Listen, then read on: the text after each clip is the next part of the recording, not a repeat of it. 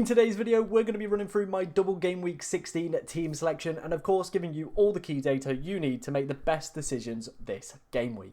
Now before we dive into today's video, if you do enjoy the EFL fantasy content on the channel, let me know in the comment section and of course smash that like button. And of course if you are new around here and want to see more EFL fantasy content, hit that subscribe button as well. First off, let's start off with our team from double game week / blank game week 14. Obviously just the League 1 and League 2 teams in action, but Accrington and AFC Wimbledon did have a double game week. And as you can see, we loaded up on these teams because double game weeks within this game are a cheat code and something you really need to be taking advantage of if you want to start moving through the ranks as well. Krellin is the worst goalkeeper I've ever seen, so I'm never ever going near him again. Riley Harbottle did absolutely exceptional in both games as well, only keeping, I think it was maybe, he didn't even keep a clean sheet, did they, in either game, but still came away with 11 points. Rawson as well was on for a pretty decent haul, but of course then Accrington went and conceded and he got himself a second yellow and sent off. McGrath picking up 4 points. We identified that,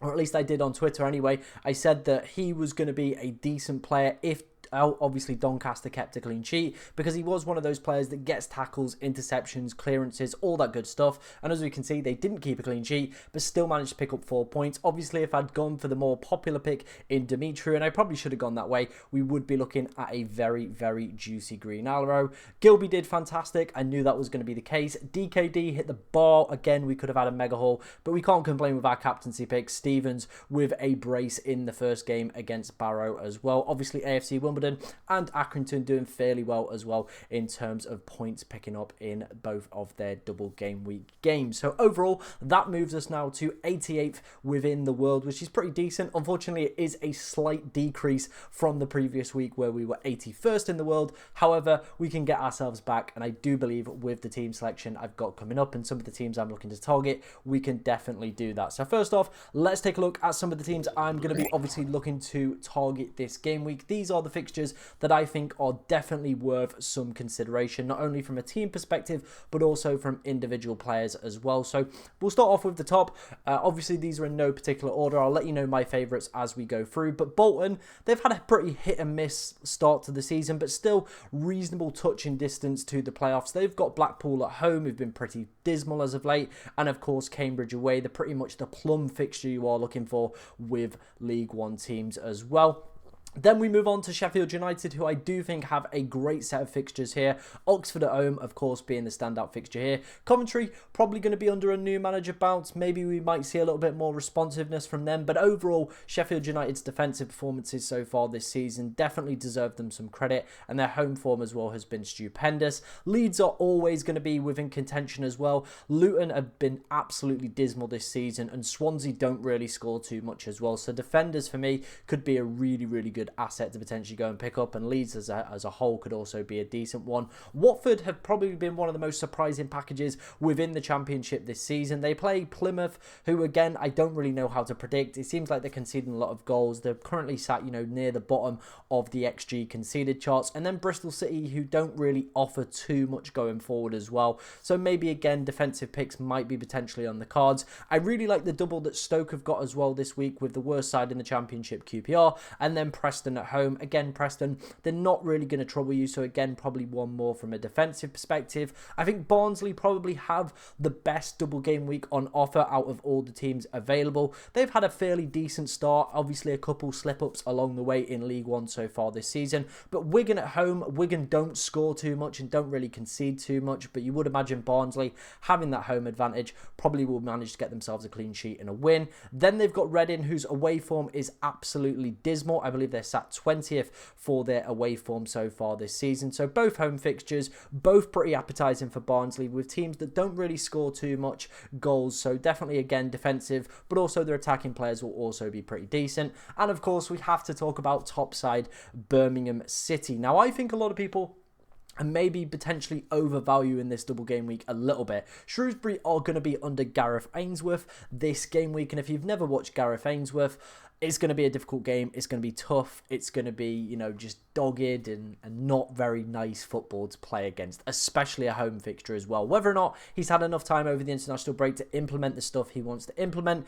we are going to have to wait and see. So maybe this one might be potentially a little bit too soon. And I do still think Birmingham will edge them. Obviously, Exeter have got an absolutely stupendous home record and defensive record as well. So again, might not be the easiest fixture on paper for Birmingham City if you are thinking about potentially going down that route. Obviously, there's lots more teams that do double this game week and might have potentially caught your eye, and if that's the case, go for them. But these are some of my standouts. Let me know if there's any teams that I have missed in the comment section below, and let's move on to my team selection ahead of double game week 16. Starting off, wasting no time, let's dive straight into this team selection. Of course, the first pick is going to be Victor Johansson. I said I really like this double coming up for Stoke, especially from a defensive perspective as well. They only have managed to keep 4 clean sheets so far this season, but this guy is a points monster. 5.1 average points per game is absolutely ridiculous. 60 saves as well. We saw this from him last season, just in terms of general overall performance. Obviously, the game wasn't out last season, but for Rotherham, and he's doing the exact same thing again for Stoke, keeping them in games, making plenty of saves as well. So I think this one could be a real no-brainer. Let's move on into the back line then, and if you haven't already noticed, I like to go for free back now. It's something that has helped me kind of go from the mid kind of 400, 500 rank all the way into the top 100 and hopefully continuing to progress up the ladder, because defenders in this game are broken. They score points for absolutely everything. They keep clean sheets. They do the basics of their job. They come away with pretty decent mega hauls most weeks. We saw that with the McGrath pick I made last week. He did absolutely nothing really in the game. His side lost, they drew 1-1, so they conceded, still came away with 4 points. That is how broken some of these players are. So let's first off start off with my captain. It is going to be Harry Souttar, and I think this is mainly down to the defensive strength that Sheffield United have shown so far this season. They've got 14 games played, 9 clean sheets, and only 6 goals conceded across that appearances. As well, he's pretty decent for clearances with 74 as well, and is averaging 7.1 points per game, and Sheffield United are currently sat second for XG conceded. So all those things looking pretty tasty as a captaincy pick. I like the double game week as well. If you can get some clearances and maybe a couple clean sheets along the way, that could be a pretty juicy mega haul. Obviously, we're going to pick one of the highest scoring players within the game in Kirkin. Sunderland, 9 clean sheets in 15 games. They've only conceded 11 goals as well. And this guy, rather than the clearances, is one of those players that just seems to kind of pick up attacking returns every single week, and there's no real way of explaining it. I think the fixtures are a little bit difficult. Millwall away is never an easy fixture for anybody, and then West Brom are obviously a fellow kind of promotion chasing side at home, is not going to be an easy one, especially with the injuries that Sunderland have sustained at the moment. Then we're going to go for Gunfrey. Now, you might be thinking, why the hell are you going for a Northampton defender? They've only managed to keep 4 clean sheets so far this season, Tom. They're not a good side. They're not, you know, one of the top sides in League One. I get it. But they have a really good double in my personal opinion. Cambridge at home, again, one of the plum fixtures you're always looking to target. And then Wigan, who have only scored 12 goals this season. Again, not a great record away from home either for Wigan. This guy, again, does the basics, the clearances, the tackles. 98 of them so far this season. So again, feels like a really good pickup that even without the clean sheets could still come away with decent score over this double game week. Let's head on into the midfield. We're going to pick Luca O'Connell to start off with.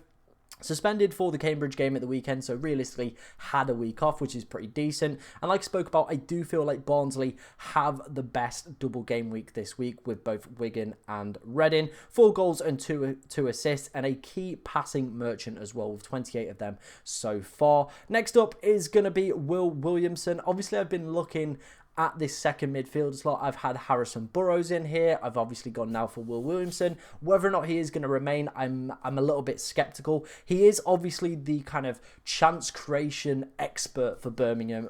You know, he's obviously got the most chances created, the most big chances created, 4 goals and 4 assists so far this season. Everything attacking wise in terms of creativity goes through this man, so he's a really good asset.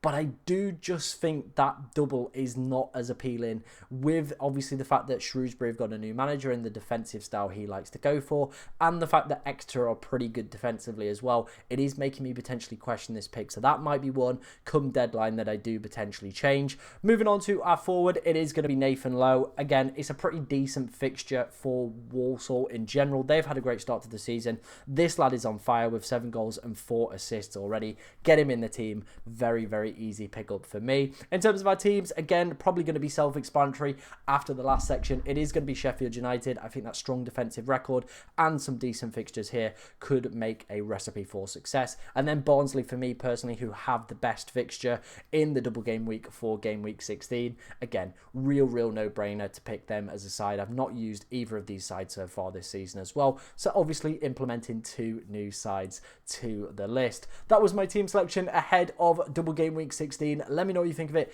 down in the comment section below. And if you've got any questions about your team, get them in, as I'll try to answer as many as I possibly can. But thank you very much for watching today, ladies and gentlemen, and good luck this game week.